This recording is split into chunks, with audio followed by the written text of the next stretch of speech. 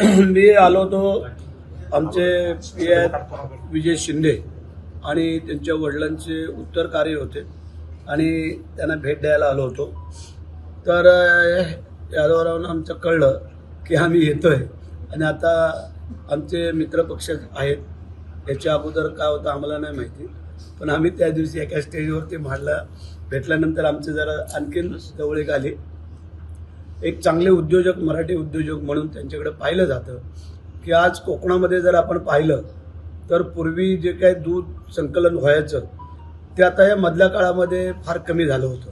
आणि मग एकमेव अपवाद आता असेल की ही वशिष्ठी डेअरीची, की त्याने प्रशांत शेट्टी जे काय मेहनत घेतले किंवा जे एवढं वैभव उभं केलंय, फार समाधान वाटलं आम्हाला की आमच्या महाडपासून ते अगदी जयगडपर्यंत एवढ्या परिसरात जवळजवळ 50,000 लिटर दूध संकलन होऊन त्याचं व्यवस्थित ते वितरण करतात आणि नावलौकिक ज्याला बोलतात त्याला स्टँडर्डपणा तो त्यांनी मिळवलेला आहे आणि त्यासाठी आम्ही भेट द्यायला इथं आलो.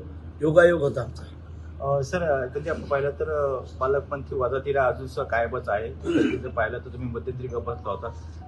हा जो पालकमंत्रीचा मुद्दा जो आहे तो कायमस्वरूपी आहे, काय सांगा? पालकमंत्री असलो आणि नसलो तरी आम्ही आमचं काम करतोय आणि दिवस रात्र आम्ही काम करतोय. ज्याला काम करणाऱ्याला काय अडचण येत नाही, परंतु इच्छाशक्ती तर प्रबळ आहेत आमची, त्याबद्दल काही दुमत नाही आहे. काही अडचणी वरच्या लेवलला वरच्या नेते मंडळींना असू शकतात आणि त्यातनं ते मार्ग काढतायत. तर आम्हाला असं वाटतंय की नवरात्र झाल्यानंतर यातून मार्ग निघावा. सातत्याने तटकरीनंच त्याकडे मंत्रिपद जात आहे. आपण जर पाहिलं त्या तुम्हाला मंत्रिपद पण मिळाले. पालकमंत्रीचा मुद्दा जो आहे तो सातत्याने बघतो तर तटकरींच्या बाजून जात आहे, काय सांगाल? आज जर कोकणामध्ये जर आपण पाहिलं तर आता ह्या दुसऱ्या टर्मला शेखर निकम आहेत, नाहीतर तशी त्यांची एकच सीट तटकरेंची. आणि त्याच्यामुळे त्यांच्या पक्षाच्या वाट्यावरती आलेला जो काही म्हणजे त्यांच्या हिश्श्यावरती आलेला जो भाग आहे त्यामुळे तो त्यांना दिला जातो.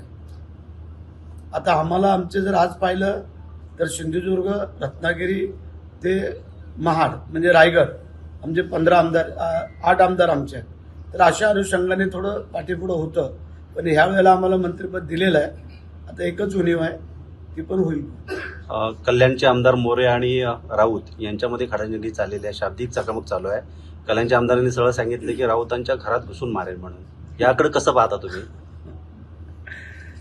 ठीक आहे, आता नाहक संजय राऊत काही गोष्टी उडून अंगावरती घेतात. आमचे लोक तसे उगाच बोलत नाही आहेत की ज्या वेळेला असे काही शब्द येतात त्याच वेळेला अशा काही आमच्या आमदारांना, आमच्या कार्यकर्त्यांना, पदाधिकाऱ्यांना बोलावं लागतं.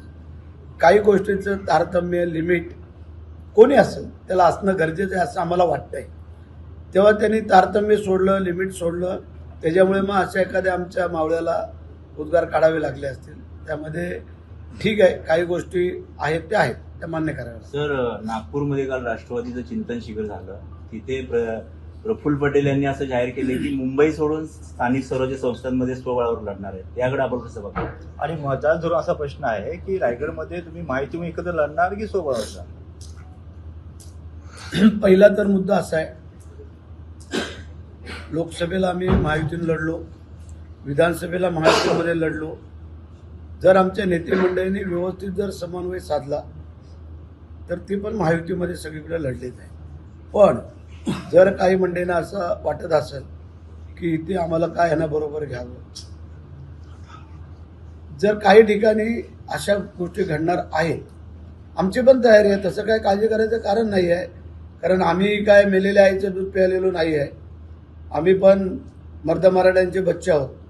आम्ही पहिलं सांगतो की महायुतीमध्ये लढावं आणि जिथे कुठं अपवाद असेल तिथे ते प्रत्येकजण स्वबळावर लढले, काय काळजी करायचं कारण नाही. सर, निधी वाटपावरून सातत्याने वाद होताना दिसून येतात. आपण पाहिलं तर राष्ट्रवादीकडे शांत असते, पण शिंदेगडांनी भाजपमध्ये वादावाद सुरू असतात, काय सांगा? असं काही नाही आहे. भाजप आणि शिवसेना ही पहिल्या सुरुवातीला एकत्र आलेली आहे. त्यामुळे जे एकनाथ शिंदे साहेबांच्या काळामध्ये निधी मिळाला, कामं मिळाली, ती प्रचंड मिळाली आणि त्याच्यामुळे मग असं वाटतं.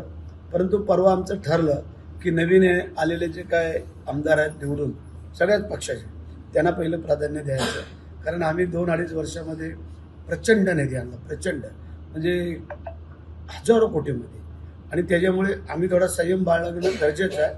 नवीनना थोडं प्राधान्य देणं गरजेचं आहे. असे म्हटलं जातं की लाडकी बहीण योजना पण झाली तर कुठेतरी शासनाच्या तिजोरीमध्ये जो खरकट आहे तो दूर होईल. कारण लाडकी बहीण योजनामुळे शासनाच्या तिजोरीमध्ये खरकट पडलेलं आहे, काय सांगा? तिजोरी भरण्याचे अनेक मार्ग आहेत, अनेक सोर्सेस आहेत.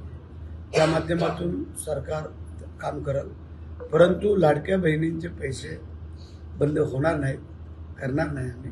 कारण ज्यांच्यामुळे जर आम्हाला सरकार आलेलं आहे त्यांना आम्ही विसरणार नाही. लाडकी बहिणीचा प्रश्न आला. गुहागर चिपळूण तालुक्यातल्या मजरे काउंटरमध्ये मजरे तामाणेमध्ये असा विषय आलेला आहे की एक विधवा महिला आहे आणि तिच्या घरामध्ये 3 टाइम खायला तिला मिळत नाहीये. घरावर प्लॅस्टिक आहे, मात्र तिच्या नावाने प्रशासनाने पत्र पाठवलंय की तुमच्या घरात 4 चाकी आहे, नोंदवलेली तुमच्या नावावर रजिस्टर्ड आहे, त्यामुळे तुम्हाला लाडकी बहीण योजनेचा लाभ मिळणार नाही. मग हे चुकीचा मेसेज गेला असेल किंवा माहिती मिळाली असेल. कारण असं आहे की त्यांनी येऊन स्वतः पाहायला पाहिजे. ज्या अधिकाऱ्याने पत्र पाठवलंय त्यांनी तिचं घर, तिची गाडी आहे काय, एखाद्या वेळेला काय होतं, चूक होते. काय लोकांना ते कळत नाही, माहिती नाही पडत, आणि ते सरळ बोलून टाकतात. तर त्याने जे कोणी केले आणि तशी परिस्थिती असेल तर ते बंद होणार नाहीत.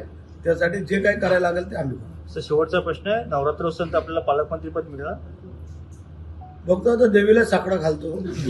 कारण देवीला जर वाटत असेल मी त्याचा खरा भक्त आहे तर ती मला प्रसन्न होईल, त्यात काही काळजी करायचं कारण नाही.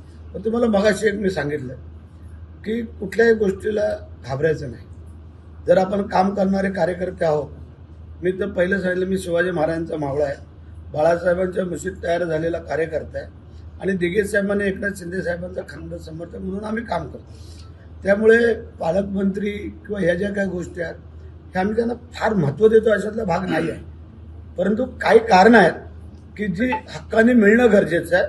त्यासाठी जर व्यवस्थित असते तर एवढ्या टोकाला पण जाण्याचं काही कारण नाही आहे.